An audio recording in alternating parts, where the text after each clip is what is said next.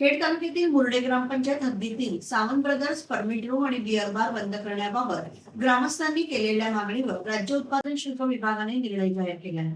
महिला मतदारांच्या गुप्त मतदान प्रक्रियेनंतर आवश्यक 50% पाठिंबा न मिळाल्याने संबंधित मद्य विक्री परवाना बंद करण्यात येणार नसल्याचं स्पष्ट करण्यात आलंय. मुर्डे येथील ग्रामस्थांनी मद्य विक्री बंद करण्यासाठी राज्य उत्पादन शुल्क विभागाकडे निवेदन दिलं होतं. त्यानुसार शासनाच्या नियमानुसार महिला मतदारांचं गुप्त मतदान घेण्याची प्रक्रिया राबवण्यात आली. 24 एप्रिल 2026 रोजी मुर्डे येथील मतदान केंद्रावर ही प्रक्रिया पार पडली. राज्य निवडणूक आयोगाच्या मतदार यादीप्रमाणे मुर्डे ग्रामपंचायतीत एकूण 1523 मतदार असून त्यापैकी 760 महिला मतदार आहेत. मतदानावेळी मद्य विक्री सुरू ठेवावी यासाठी 22 मते पडली तर बंद करावी यासाठी 271 महिला मतदारांनी मतदान केलं. एकूण 298 मते नोंदवण्यात आली. शासन नियमानुसार मद्य विक्री बंद करण्यासाठी एकूण महिला मतदारांच्या किमान 50% मतदारांनी बंदीच्या बाजूने मतदान करणं आवश्यक असतं.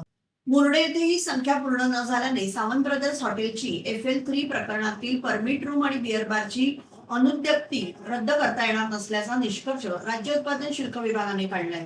या संदर्भातील आदेश राज्य उत्पादन शुल्क विभाग रत्नागिरीचे अधीक्षक कीर्ती रोंडे यांनी 29 मे 2026 रोजी जारी केला असून मुर्डे येथील सावंत ब्रदर्स परमिट रूम आणि बिअर बारची अनुज्ञप्ती पूर्ववत सुरू राहणार असल्याचे आदेशात नमूद करण्यात आले आहे.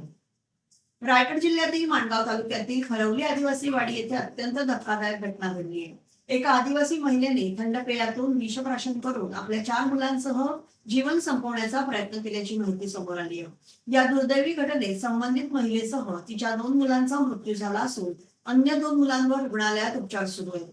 या घटनेमुळे संपूर्ण परिसरात हळहळ व्यक्त करण्यात येत असून नेमकं कारण काय याचा शोध पोलीस आणि संबंधित यंत्रणा घेते.